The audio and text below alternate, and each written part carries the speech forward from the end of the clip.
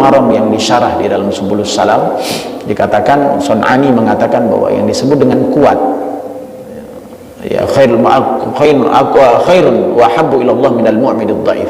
Seorang mukmin yang kuat lebih dicintai oleh Allah dibandingkan seorang mukmin yang lemah. Kata-kata mukmin yang kuat di dalam hadis tersebut tidak hanya kembali kepada kekuatan fisik, tapi lebih cenderung kepada kecenderungan.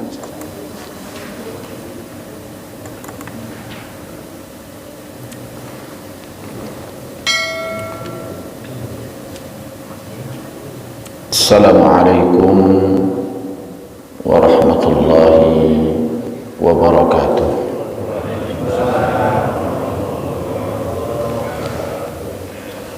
Innal hamdalillah nahmaduhu wa nasta'inuhu wa nastahdihi wa nastaghfiruh wa na'udzu billahi min shururi anfusina wa min sayyiati a'malina. Man yahdihillahu fala mudilla lahu wa man yudlil fala hadiya lahu. Asyhadu an la ilaha illallah wahdahu la syarika lahu wa asyhadu anna Muhammadan abduhu wa rasuluhu la nabiyya ba'dah. Allahumma salli wa sallim wa barik ala hadzal nabiyil karim Muhammad ibn Abdullah wa ala alihi wa ashabihi wa dhurriyyatihi wat tabi'in wa tabi'it tabi'in wa man ittaba'ahum bi ihsanin ila yaumiddin wa ba'd. Puji serta syukur mari kita panjatkan kehadirat Allah Subhanahu wa taala atas segala nikmat dan karunia-Nya kepada kita semua, sehingga pada kesempatan yang berbahagia ini kita bersama-sama bisa hadir dalam rangka mentadabburi, menta'amuli ayat-ayat Al-Quran. Besar harapan kita semoga Allah Subhanahu wa taala memberikan kemudahan kepada kita semua agar kita senantiasa dapat menimba ilmu, menggali, dan mudah-mudahan bisa memahami dan mengamalkannya dalam kehidupan kita sehari-hari. Ma'asyiral muslimin rahimani wa rahimakumullah. Pada kesempatan yang berbahagia ini kita akan bersama-sama melanjutkan kajian kita, yaitu kajian surah Abasa. Dan seperti biasa kita akan membaca terlebih dahulu sebelum kita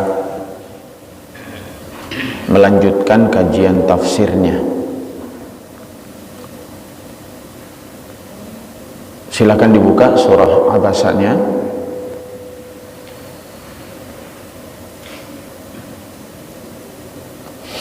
Kita awali dari ayat yang pertama sampai dengan ayat yang terakhir. A'udzu billahi minasy syaithanir rajim. Bismillahirrahmanirrahim. Abasa wa tawalla an ja'ahul a'ma wa ma yudrika la'allahu yazzakka aw yadhakkaru fatanfa'ahu dhikra amma man istaghna فأنت له تصدى وما عليك ألا يزكى وأما من جاءك يسعى وهو يخشى فأنت عنه تلهى كلا إنها تذكرة فمن شاء ذكره في صحف مكرمة مرفوعة مطهرة بأيدي سفرة كرام بررة قتل الإنسان ما أكفره من أي شيء خلقه من نطفة خلقه فقدره ثم السبيل يسره ثم أماته فأقبره ثم إذا شاء أنشره كلا لما يقض ما أمره فلينظر الإنسان إلى طعامه أنا صببنا الماء صبا ثم شققنا الأرض شقا فأنبتنا فيها حبا وعنبا وقضبا وزيتونا ونخلا وحدائق غلبا وفاكهة وأبا متاعا لكم ولأنعامكم فإذا جاءت الصاخة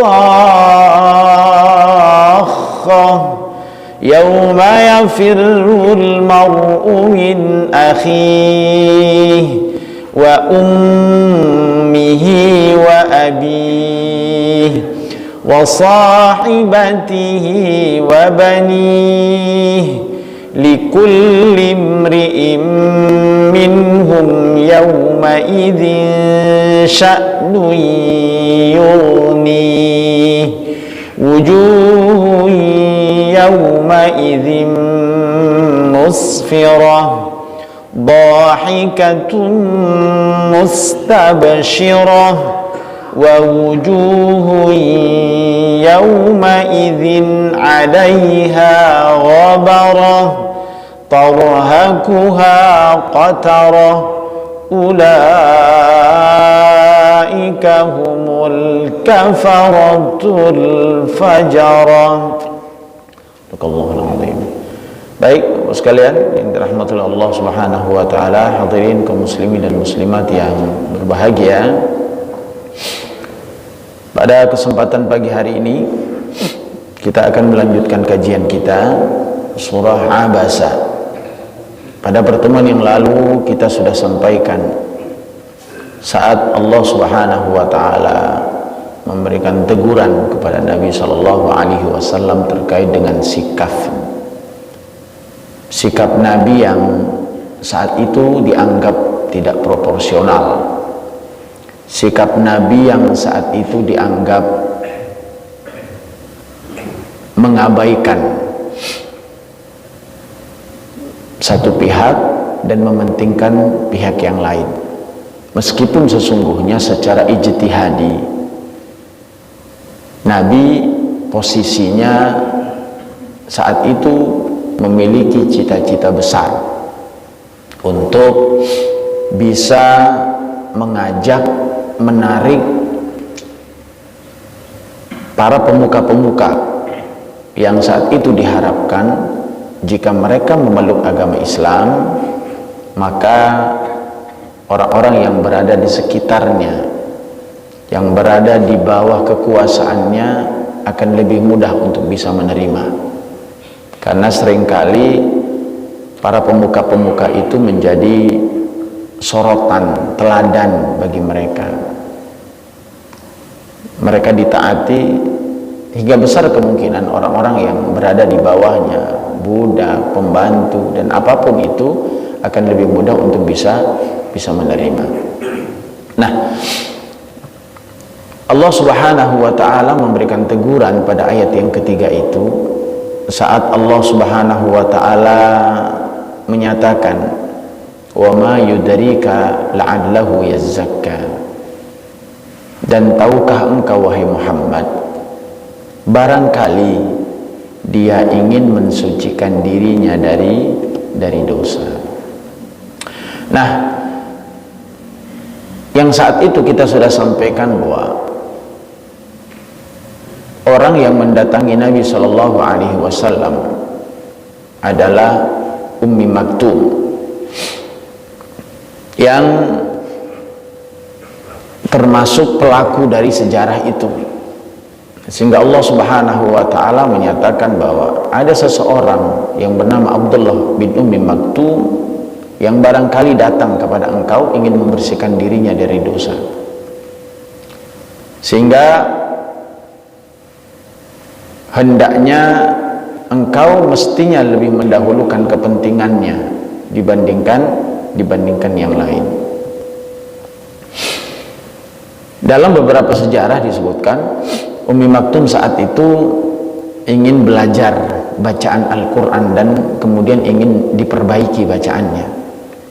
Nah, kalau melihat sosok pribadi Ummi Maktum ini, subhanallah, di tengah kekurangannya, di tengah kekurangan fisiknya, tapi dia tidak, semangatnya tidak sama dengan kekurangan fisiknya. Artinya semangat yang dimiliki oleh Abdullah bin Ummi Maktum untuk meraih kebaikan, meraih kemuliaan, ya, meraih kehormatan di hadapan Allah Subhanahu wa Ta'ala, dan juga untuk mencari berbagai macam kebaikan, itu tidak menyurutkan dirinya karena kekurangan fisiknya. Sehingga bahkan di dalam beberapa sejarah, saat ada peperangan, lalu kemudian dia mendengarkan ada peperangan tersebut, maka Ummi Maktum salah satu di antara orang yang bersedih saat itu, karena beliau menganggap atau beliau merasa bahwa dia tidak bisa berbuat banyak seperti halnya orang-orang yang fisiknya sehat, yang kuat. Sehingga dalam beberapa riwayat disebutkan beliau menangis karena merasa beliau tidak bisa mengambil kesempatan untuk bisa meraih kemuliaan itu. Namun akhirnya, sebagaimana disebutkan di dalam surat Taubah dan beberapa ayat-ayat yang lain terkenaan dengan orang yang wajib untuk berangkat itu adalah orang yang memiliki kekuatan fisik. Sedangkan orang-orang yang lemah, orang-orang tua renta, orang-orang yang dalam keadaan sakit, maka boleh duduk untuk tidak ikut berperang. Inilah yang membuat hati Abdullah bin Ummi Maktum menjadi sedikit terobati. Ya, dan subhanallah, jadi sekelumit tentang gambaran bagaimana Ummi Maktum ingin mensucikan dirinya, ingin menuntut ilmu, itu hendaknya menjadi panutan bagi kehidupan kita. Bagaimana sosok para sahabat-sahabat Nabi Shallallahu Alaihi Wasallam yang mencintai kebaikan. Bahkan tidak sedikit di antara mereka orang-orang yang mendatangi Nabi, bukan hanya Abdullah bin Ummi Maktum, tapi juga banyak orang-orang yang kemudian datang kepada Nabi Shallallahu Alaihi Wasallam untuk meminta fatwa, meminta nasihat, untuk meminta pencerahan, ya, terkait dengan kehidupan mereka. Dan mereka tamak di dalam mencari kebaikan itu, tamak yang positif. Jadi tamak mencari kebaikan. Dan itulah modal besar yang dimiliki oleh para sahabat-sahabat Nabi Shallallahu Alaihi Wasallam. Nah, ma'asyiral muslimin rahimani wa rahimakumullah, jelas pesan moral yang kemudian disampaikan di dalam ayat ini bahwa meminta nasihat atau menasihati itu menjadi hal yang lekat dengan kehidupan seorang muslim. Kenapa? Karena sesungguhnya nasihat itu jelas akan melahirkan manfaat besar bagi kehidupan kita.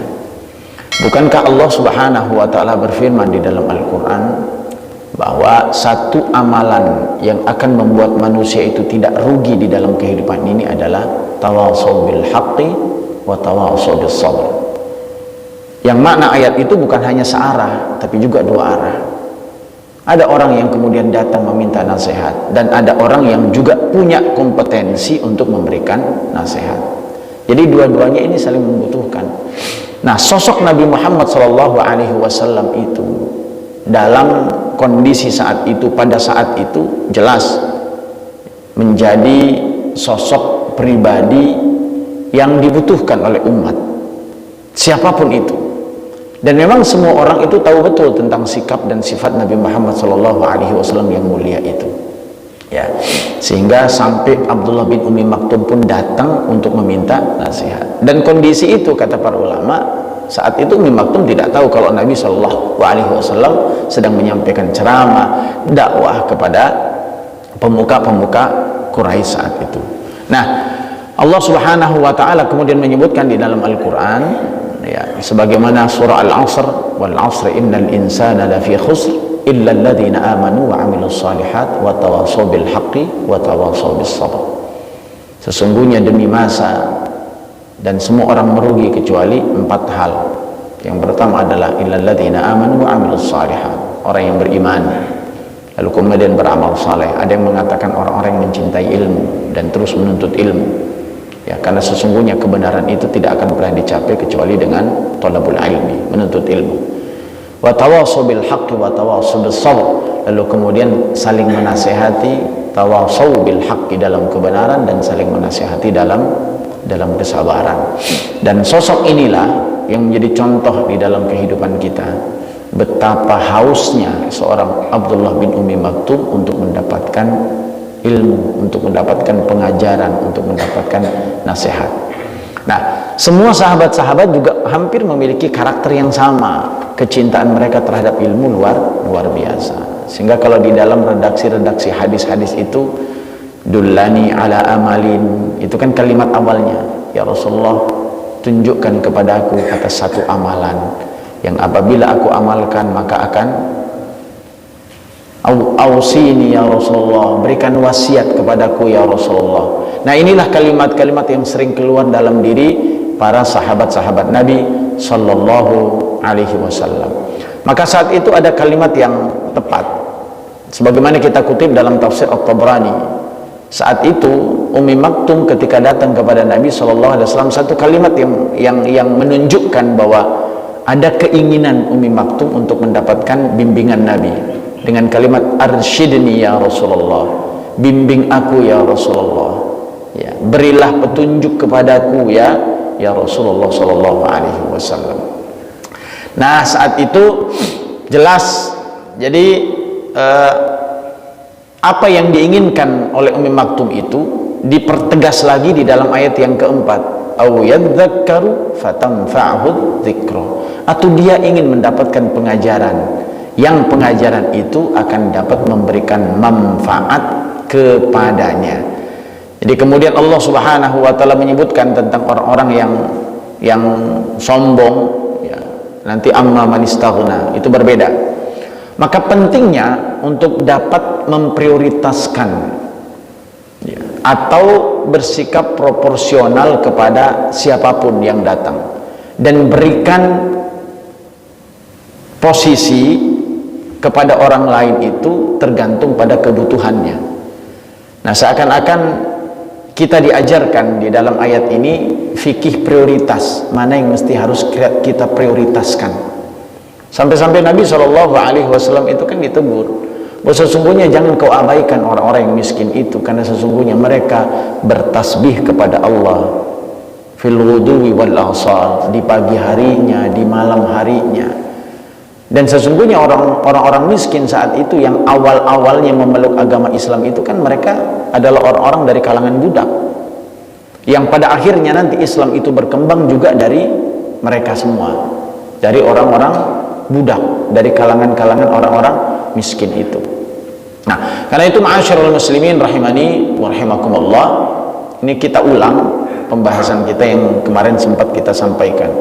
Fatanfa'hu dzikra, dan pasti zikir, nasihat itu sangat-sangat bermanfaat bagi kita semua. Dan itulah rahasia di mana Allah Subhanahu wa Ta'ala sering menyampaikan pesan-pesannya di dalam Al-Quran, dan itu pasti bermanfaat bagi kita semua. Maka kalau kita ingin menjadi orang baik, maka salah satunya adalah sering mendengarkan nasihat, sering mendengarkan wejangan. Ya. Manusia itu kan lekat dengan sifat futur. Sifat futur itu adalah lemah keimanannya, berkurang frekuensi keimanannya, tingkat ketaatannya kadang berkurang. Sadar atau tidak sadar, ada momennya saat ketemu dan kita rasakan futur itu. Maka cara untuk membangkitkan semangat itu kembali antara lain adalah dengan memperbanyak mendengarkan nasihat.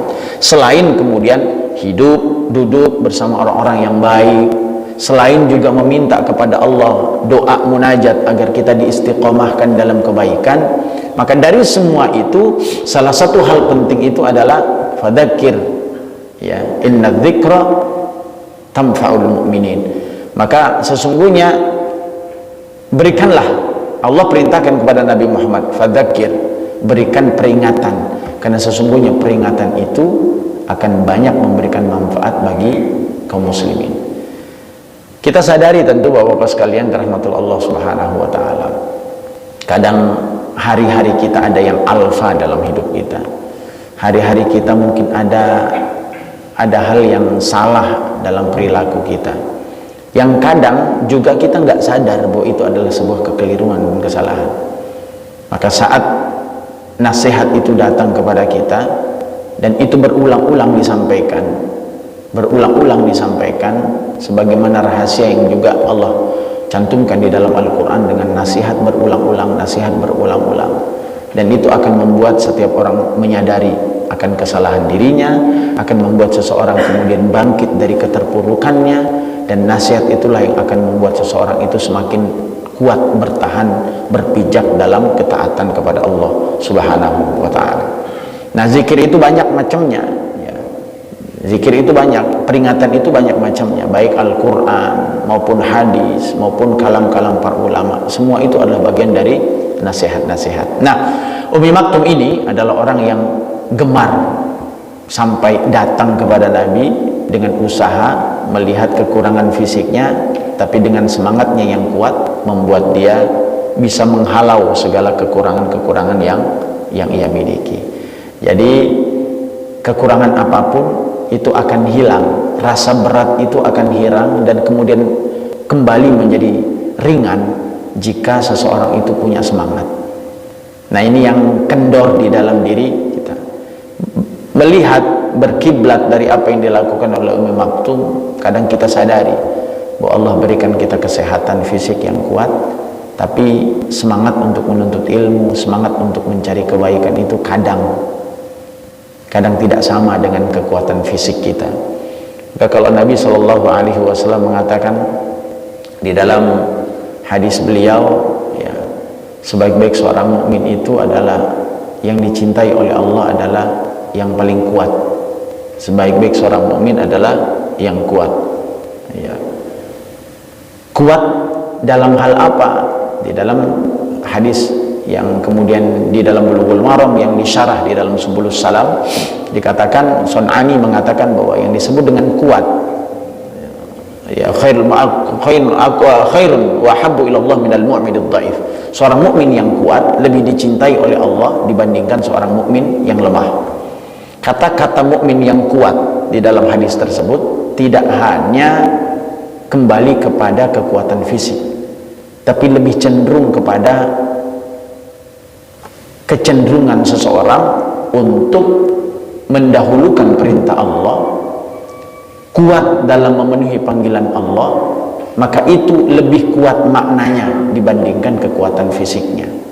Karena kadang ada orang yang diberikan kekuatan fisik tapi lemah imannya, maka orang yang memiliki kekuatan iman itu akan mengalahkan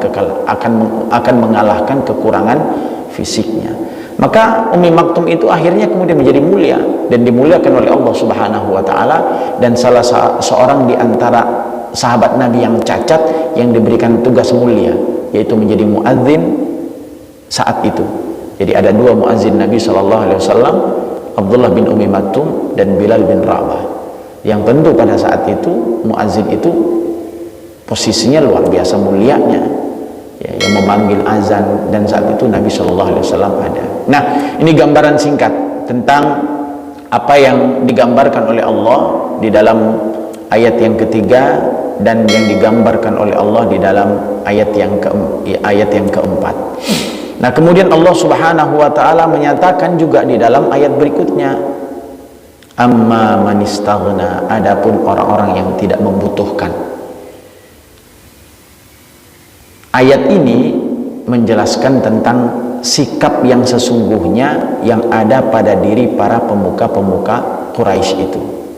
Termasuk diantaranya Ubay bin Khalaf, Utbah bin Rabi'ah, Abu Jahal bin Hisham, dan orang-orang kafir lainnya yang secara pribadi sesungguhnya itu Allah jauh lebih tahu tentu keinginan mereka, kebutuhan mereka dibandingkan Nabi Shallallahu Alaihi Wasallam. Maka kalau Nabi melakukan kesalahan itu kemarin, tarkul aula, jadi bukan termasuk bagian dari dosa yang besar sesungguhnya sikapnya, tapi tarkul aula, meninggalkan yang utama.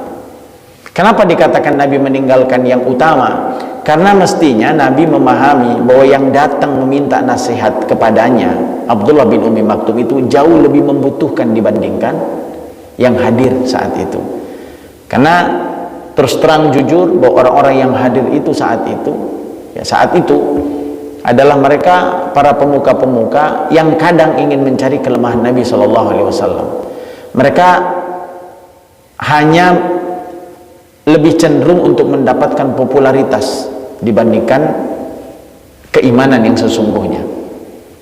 Ya, mereka itu kan orang yang selalu memusuhi Nabi. Bahkan kalau berbicara tentang Abu Jahal dan yang lainnya itu, mereka pernah mengatakan bahwa andai kata Quran itu diturunkan kepada aku, maka aku akan lebih layak untuk menjadi seorang Nabi dibandingkan Muhammad. Karena standarisasi mereka itu adalah kekayaan.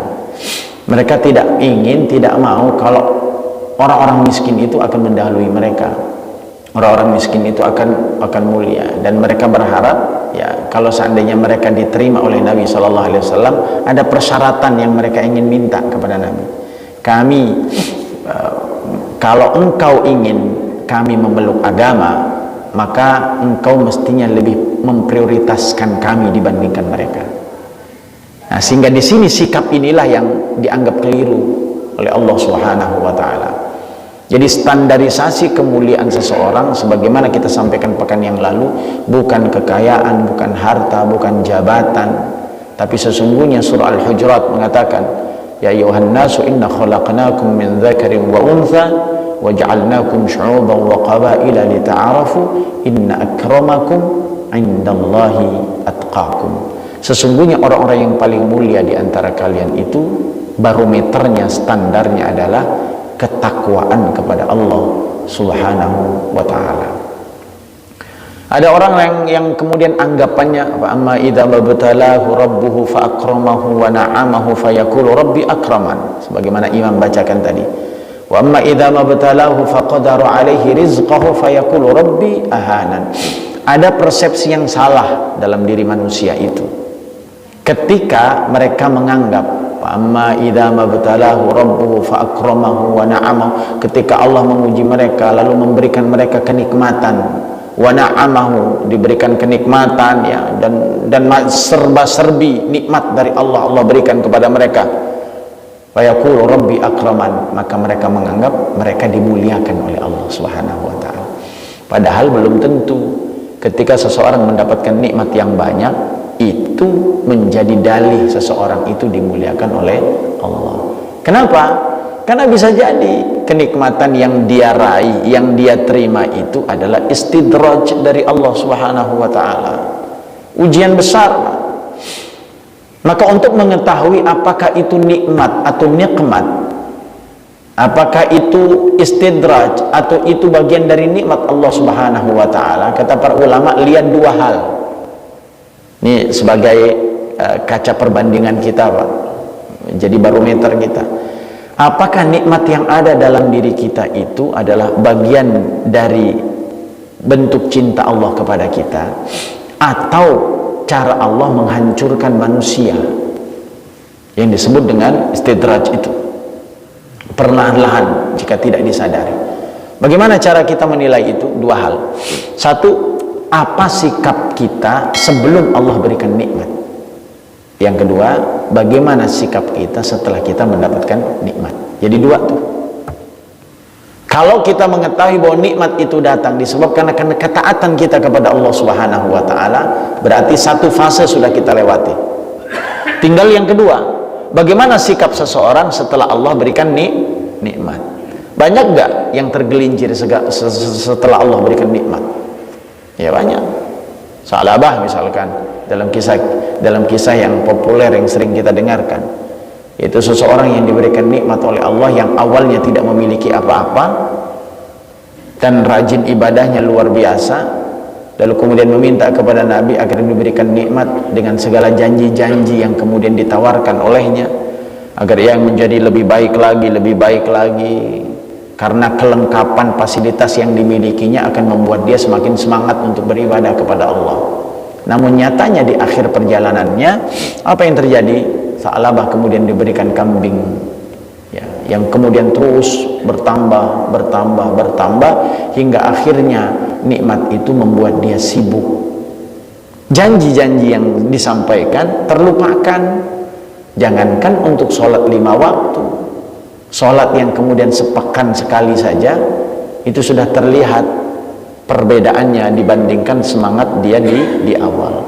Jadi kalimat yang itu seakan-akan Allah ingin menafikan, ingin menegaskan bahwa sudut pandang seseorang untuk melihat kemuliaan itu bukan dari sisi harta.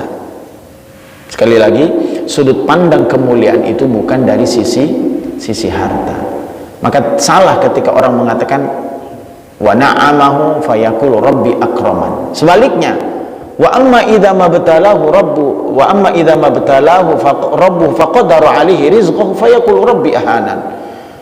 Lalu kemudian dia menganggap kalau ada orang yang dikurangi rizkinya alias miskin, maka ada orang yang memandang bahwa orang-orang yang demikian itu adalah dihinakan oleh Allah, ahanan, dihinakan oleh Allah Subhanahu wa taala. Padahal tidak semestinya orang memandang demikian. Ini juga erat kaitannya. Mana sesungguhnya yang lebih mulia, pemuka-pemuka Quraisy itu ataukah kemudian para budak-budak yang memeluk agama? Dan disitulah penghargaan Allah bagi mereka, orang-orang yang takwa, yang beriman kepada Allah Subhanahu wa taala. Maka amma man istaghna, adapun orang yang tidak butuh sesungguhnya. Jadi seolah-olah Allah mengatakan yang duduk di depan kalian, yang duduk di depanmu itu wahai Muhammad, itu mereka nggak butuh. Istaghna, ya, istaghna, mereka tidak membutuhkan. Bahasanya engkau mestinya tidak berikan perhatian penuh kepada mereka, kepada dia. Engkau tidak berikan perhatian penuh kepada dia. Mestinya yang engkau perhatikan adalah orang yang datang tadi memberikan nasihat, karena sesungguhnya dia sangat membutuhkan nasihatmu. Ya, kadang dilema bagi kita kadang nggak tahu siapa yang butuh, siapa yang tidak, karena itu bukan ranah kita kan untuk menilai hati seseorang, ya. Tapi ini bagian dari cara Allah mengajarkan kita. Jadi sesuatu kalau di dalam kaidah Quran itu, ya, kaidah usulnya, sesuatu yang terjadi di dalam seseorang itu al-ibratu bi'umubil lafzi la bi khususis sabab. Ini kalau di dalam kaidah usulnya, ya. Jadi al-ibrah, pelajaran yang diambil dari ayat ini bukan hanya berlaku bagi Nabi Muhammad SAW sebagai pelaku sejarahnya, tapi al-ibratu bi'umubil lafzi la bi khususis sabab, bi'umumil lafaz. Jadi semua ini berlaku bagi kita, terutama kita. Ya, kalau dibandingkan akhlak sifat kita dengan Nabi Muhammad tentu tidak sama. Ya, Nabi Muhammad saja kadang bisa keliru, apalagi kita. Maka untuk memposisikan orang kita, maka lihat kebutuhannya. Siapa yang lebih butuh? Jangan sampai kemudian orang yang punya kebutuhan besar terhadap kita abaikan, disebabkan karena kita ingin mencari satu keuntungan yang belum tentu kepastiannya. Ya, sekali lagi saya katakan, kadang kita mengabaikan orang yang lebih butuh, ya, karena ada keinginan yang kita harapkan. Nah, inilah yang memposisikan seringkali apa yang kita inginkan itu tidak sama dengan apa yang diinginkan oleh Allah Subhanahu wa ta'ala. Dan apa yang kita tidak inginkan itu bisa jadi itulah yang diinginkan oleh Allah Subhanahu wa ta'ala. Nah, lebih jauh lagi tentu terkait dengan para da'i. Dakwah itu mesti disampaikan kepada siapapun, bukan hanya kemudian kepada orang-orang kaya lalu kemudian dengan berharap ada imbalan-imbalan besar, tapi kebutuhan umat itu seluruhnya tanpa terkecuali. Ya. Ini pesan dari ayat yang kelima ketika Allah Subhanahu wa ta'ala mengatakan amma manis taghna. Lalu kemudian Allah sampaikan pada ayat berikutnya fa anta lahu tasadda. Fa anta lahu tasadda. Dan ternyata engkau sangat memperhatikannya. Ya. Sesungguhnya engkau sangat cenderung kepadanya, melihatnya, ya, memperhatikannya, karena engkau berharap sesuatu yang besar dari seseorang tersebut, atau engkau berharap satu keuntungan dari apa yang kau inginkan. Nah, kembali kepada kalimat di awal bahwa apa yang dilakukan oleh Nabi menurut para ulama adalah ijtihad pribadi. Ada nggak kemungkinan Nabi Shallallahu Alaihi Wasallam melakukan kesalahan dan kekeliruan? Iya. Ya. Sehingga jangan sampai kemudian dalam pikiran kita bahwa Nabi itu mustahil untuk melakukan kesalahan, kekeliruan. Tapi dalam kehidupan Nabi Shallallahu Alaihi Wasallam kekeliruan itu lekat dengan siapapun. Kealfaan, kesalahan itu lekat dengan siapapun. Hanya saja status Nabi dengan status kita bisa berbeda. Status Nabi ma'sum.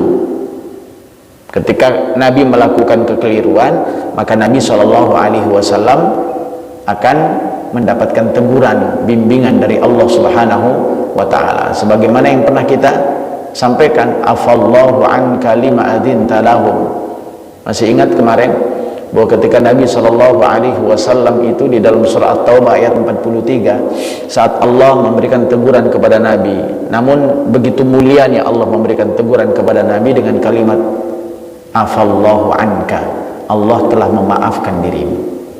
Itu bedanya dengan kita. Ya, kalau kita berbuat kesalahan belum tentu dimaafkan sebelum kita meminta taubat, meminta ampunan kepada Allah Subhanahu wa ta'ala. Tubu ilallahi taubatan nasuha. Tapi Nabi melakukan kekeliruan karena ismah minadz dzunub, tapi di satu sisi Allah ingin menunjukkan bahwa Muhammad SAW itu ada kekeliruan yang dilakukannya, sehingga setiap orang tahu tentang fitrah dirinya. Maka Allah mengatakan afallahu anka lima adzinta lahum hatta yatabayyana lakal ladzina shadaqu wa ta'lamal kadzibin. Wahai Muhammad, aku telah ampuni engkau. Wahai Muhammad, mengapa engkau memberikan izin kepada mereka untuk tidak pergi berperang sebelum jelas bagimu orang-orang yang benar, berhalangan yang betul dari sebelum engkau dan sebelum engkau mengetahui orang-orang yang berdosa. Jadi bahasa Allah Subhanahu wa ta'ala, engkau salah ya Rasul Muhammad melakukan kesalahan, engkau sudah melakukan kesalahan, hanya saja aku ampuni segala dosa yang engkau lakukan itu. Peringatannya apa? Kenapa engkau izinkan mereka untuk tidak ikut berperang? Padahal sesungguhnya engkau izinkan atau tidak engkau izinkan mereka akan mencari dalih untuk tidak ikut berperang. Tapi lagi-lagi kita sampaikan, kenapa Nabi melakukan kesalahan itu? Karena memang urusan hati itu kan bukan ranahnya Nabi Muhammad SAW. Orang munafik atau tidak munafik itu kita hanya bisa menyaksikan, bisa melihat, bisa menilai dari sikap. Hanya sekedar itu. Tapi urusan hati itu ranahnya Allah Subhanahu wa ta'ala. Maka pantas kalau Nabi SAW mengatakan bahwa ciri-ciri munafik itu thalatha, ada 3 komponen yang ada dalam dirinya. Apa yang kemudian disampaikan Nabi lanjutannya? Idza hadatsa kadzaba wa idza wa'ada akhlafa wa idza tumina khana. Kalau dia berkata dia dusta, idza hadatsa kadzaba wa idza wa'ada akhlafa. Kalau dia berjanji dia mengingkari, wa idza tumina khana. Kalau dia diberikan amanah maka dia berkhianat. Paling tidak itu standarnya. Lebih dari itu Allah Subhanahu wa taala sampaikan dalam Al-Qur'an. Maka kalau melihat sifat-sifat munafik itu sebenarnya banyak lekat di dalam kehidupan kita. Maka sampai Allah membuat Al-Munafiq, sampai membuat surat Al-Munafiqun, yaitu orang-orang yang munafik. Maka ciri-cirinya bukan hanya ini. Idza qamu ila sholati qamu kusala yura'una an-nas mudzabdzabina baina haula wa la haula. Itu kan syaratnya juga tuh. Cenderung dia nggak punya prinsip hidup, itu juga munafik, Pak. Kadang kanan, kadang kiri, kadang kanan, kadang kiri. Ini kan munafik itu nafaqah, itu artinya seperti lubang tikus. Yang kadang lubang tikus keluar dari sini kita tutup, keluar lagi di tempat yang lain. Ini sifat mereka waktu itu, sehingga Nabi SAW sesungguhnya secara fitrah manusiawi, mungkin bagi kita itu nggak ada kesalahan, tapi sesungguhnya bagi Allah itu adalah satu kekeliruan. Nah, ma'asyiral muslimin rahimani wa rahimakumullah, maka Allah Subhanahu wa taala menyebutkan wa ma 'alaika alla yazzakka wa ma 'alaika alla yazzakka. Maka hendaknya engkau tidak memperhatikan dia betul, penuh konsentrasi terhadap mereka, karena sesungguhnya engkau juga tidak tahu apa yang ada di dalam isi hati mereka, sehingga mereka datang kepadamu mungkin karena keinginan-keinginan yang lain, yang sesungguhnya harapan-harapan engkau ingin membangun agama itu tidak akan engkau dapatkan dari mereka. Dan ternyata memang itu yang terjadi, bahwa orang-orang yang miskin, orang-orang yang tidak memiliki harta itu cenderung menjadi orang-orang yang berjuang di jalan Allah kelak, menjadi panglima-panglima perang dalam sebuah peperangan. Zaid bin Harisah itu kan budak, Bilal bin Rabah juga budak, termasuk Ibnu Mas'ud, termasuk orang-orang yang berkhidmat kepada Nabi SAW, yang menjadi ahli-ahli ilmu dalam kehidupan ini. Nah, karena itu ma'asyiral muslimin rahimani wa rahimakumullah, pesan dari beberapa ayat-ayat, dari ayat 3 sampai kemudian dengan sampai ayat yang ke-7 ini, terdapat beberapa nasihat besar bagi kehidupan kita, setiap hari kehidupan kita. Yang satu, bahwa semangat kita berjuang untuk mendapatkan kebaikan dan kebenaran mesti terus terpatri di dalam kehidupan kita. Belajar dari orang yang lemah, belajar dari orang yang tidak sempurna fisiknya, membuat kita harus membangun lebih lagi semangat kita untuk bisa mengkaji, bisa belajar, bisa menuntut ilmu, mencari kebaikan. Dan sifat tamak terhadap ilmu itu menjadi salah satu faktor terbesar kesuksesan seseorang. Seorang ulama pernah berkata, sesungguhnya engkau tidak akan sukses, maukah kalian aku berikan kiat-kiat kesuksesan itu, dan kalian tidak akan sukses kecuali engkau bisa melakukan 6 hal dalam kehidupan ini. Sa'umbika an tafsidi habibayan, dzaka'un, kecerdasan, wahirsun, ini yang kedua, dzaka'un, dirhamun, wahirsun, wajtihadun, suhbatul ustadi wa tul zaman. Ada 6 konsep, yang kemudian 6 hal, faktor yang membuat seseorang itu bisa sukses dalam apapun yang dilakukannya. Yang pertama, kata para ulama, dzakaun, kecerdasan. Yang kemudian dirhamun, butuh pengorbanan harta. Yang ketiga, hirsun, ketamakan terhadap ilmu. Jadi tamak terhadap ilmu itu sangat dianjurkan, berbeda dengan tamak terhadap harta. Jadi ketamakan untuk melakukan kebaikan, ketamakan untuk mencari ilmu itu harus tertanam dalam diri kita, sehingga dengan rasa tamak itulah nanti akan lahir kompetisi di dalam kehidupan ini. Ini pesannya.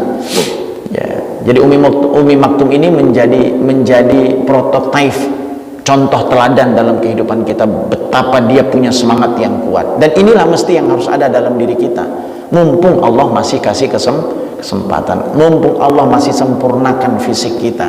Lalu apa yang kemudian kita abaikan dalam kehidupan ini? Belajar, membaca Al-Quran. Maka banyak sekali, seringkali alasan-alasan yang ada lahir dalam diri kita itu, yang alasan-alasan itu sebenarnya nggak logis. Ketika ada orang yang ditanya, Berapa banyak Al-Quran yang kau baca dalam sehari? Wah, nggak punya kesempatan. Kenapa nggak punya kesempatan? Terlalu banyak pekerjaan, sibuk. Kita kadang nggak sadar kalau sahabat juga sama punya kesibukan dengan kita. Sahabat itu nggak kerja, kerja Pak. Sahabat itu nggak dagang, dagang. Sahabat itu berjuang nggak, berjihad nggak, jihad. Kita jihad nggak? Nggak ada lapangan jihad kita. Lalu segitunya kemudian sampai kita mengatakan beralasan bahwa aku nggak bisa baca Al-Quran. Maka sering saya katakan di majelis-majelis ta'lim, kalau kita nggak baca Al-Quran bukan karena sibuk. Lalu Ustaz, males. Kalau kemudian kita atur setiap waktu dalam kehidupan kita, dari waktu 24 jam sehari, kalau betul-betul kita ingin mendedikasikan diri kita terhadap Al-Quran, belajar ilmu, belajar agama, saya yakin setiap hari itu mesti punya waktu. Bahkan waktu luang kita jauh lebih banyak dibandingkan waktunya para sahabat. Ya, Imam Syafi'i itu bisa mengkhatamkan Al-Quran sebulan bisa 60 kali. Berarti sehari berapa? 2 kali. Sehari 2 kali. Sehari dua kali. Bahkan sahabat-sahabat Nabi nawar sama Nabi. Kata Rasulullah, kalau engkau membaca Al-Quran maka baca Al-Quran 30 hari. Jadi sehari itu dijatahkan 1 juz. Sanggup Bapak 1 juz sehari? Aduh, 1 juz sehari kira-kira selesai apa enggak? Ya tergantung kemauan. Kalau punya kemauan mah insya Allah. Idza sadaqal azm wa dhahas sabil. Kalau orang punya semangat maka akan terbuka jalannya. Semangat itu yang membuat jalan itu terbuka. Ternyata sahabat nawar sama Nabi SAW. Apa tawaran sahabat? Aku masih bisa lebih cepat dari itu ya Rasulullah. Mungkin kalau kita yang nawar sama tawarannya tapi beda kualitasnya. Kalau kita nawar masih bisa lebih banyak lagi nggak harinya? Bisa 60 hari, bisa. Sahabat lebih banyak. Dikasih Nabi jatah terus sampai pada akhirnya jatah sampai 3 hari. Lalu sampai masih nawar juga, ya Rasul, aku bisa lebih cepat lagi dari 3 hari itu. Sampai kemudian Nabi SAW mengatakan, nggak usah, nanti kamu nggak paham Al-Quran, bahasanya gitu gampang. Jadi Bapak sekalian, kalau kita berpikir, ada nggak waktu kita untuk kita mengupgrade diri kita dengan ilmu? Pasti, jika kita punya kemauan. Lebih jika fisik kita juga sudah disempurnakan oleh Allah Subhanahu wa Ta'ala. Ini belajar yang kedua. Ya, dan para sahabat Nabi SAW berkompetisi untuk melakukan kebaikan-kebaikan itu. Dan inilah yang dicontohkan oleh mereka, sahabat-sahabat teladan dalam kehidupan. Kompetisi dalam berbuat kebaikan. Ada satu kisah menarik, meskipun jauh dari tema, tapi paling tidak ini bagian dari kompetisi para sahabat. Bahkan dalam khutbah Jumat pernah kita sampaikan bagaimana lekatnya kompetisi yang dilakukan oleh Umar dengan Abu Bakar. Umar itu selalu merasa terkalahkan dengan Abu Bakar, sehingga ada satu momen penting Umar itu merasa saatnya ini aku bisa mengalahkan Abu Bakar. Kapan itu? Saat Nabi mengumumkan bahwa siapapun yang memiliki rezeki maka silakan disumbangkan di dalam dakwah dan perjuangan agama. Lalu kemudian datang Umar bin Khattab. Umar bin Khattab datang kepada Nabi SAW membawa hartanya, luar biasa. Ya, ini kecenderungan yang bisa kita ambil pelajaran banyak. Lalu dia datang kepada Nabi, lalu dia berkata, inilah yang aku ingin berikan kepadamu ya Rasulullah sebagai bentuk dedikasiku terhadap agama. Lalu sampai Nabi bertanya, wa madza tarakta li ahli? Lalu apa yang kau tinggalkan untuk keluargamu wahai Umar? Apa jawabnya? Mislu. Seperti itu ya Rasulullah. Seperti apa yang aku bawa, itu juga yang aku tinggalkan di rumahku.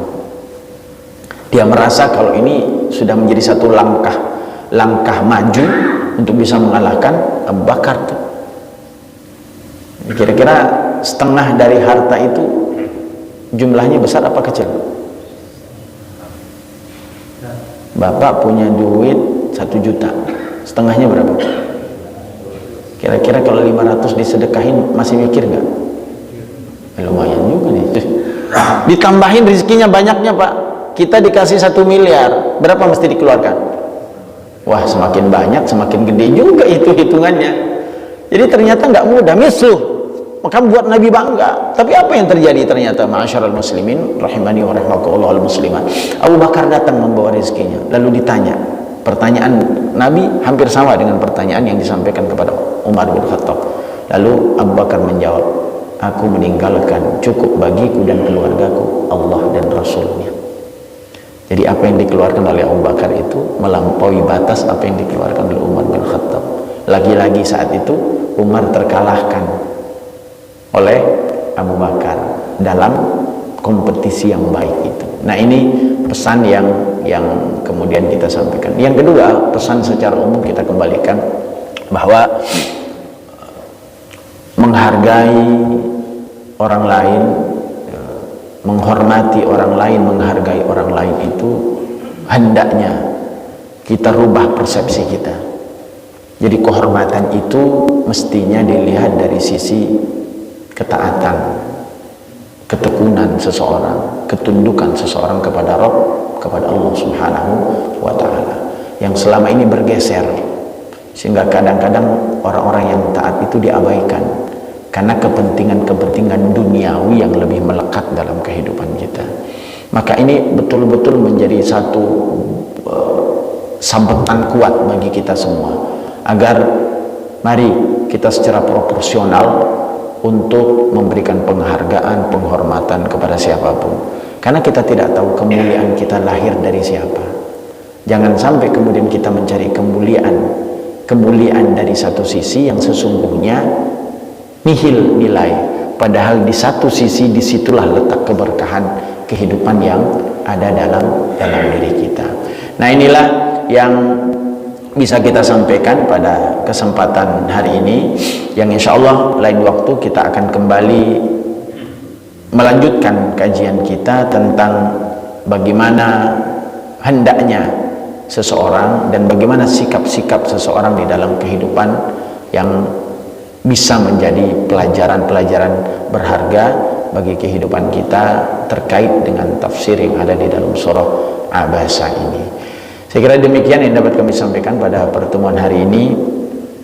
Pelajaran sederhana, tapi mudah-mudahan ini bisa kita jadikan pelajaran, dan masih luas tentu cakupannya ketika kita ingin mentadaburi terus nilai-nilai yang ada. Mungkin poin hari ini satu atau dua, tapi ketika kita mengkaji lagi, kita tadaburi lagi di rumah, kita berpikir lagi, akan lahir beberapa ibrah-ibrah hikmah yang bisa kita jadikan pelajaran untuk menyongsong kehidupan yang lebih baik, kehidupan beragama, kehidupan sosial, dan lain sebagainya. Hadanallahu wa iyyakum ajma'in. Subhanakallahumma wa bihamdika asyhadu an la ilaha illa anta astaghfiruka wa atubu ilaik. Assalamualaikum warahmatullahi wabarakatuh.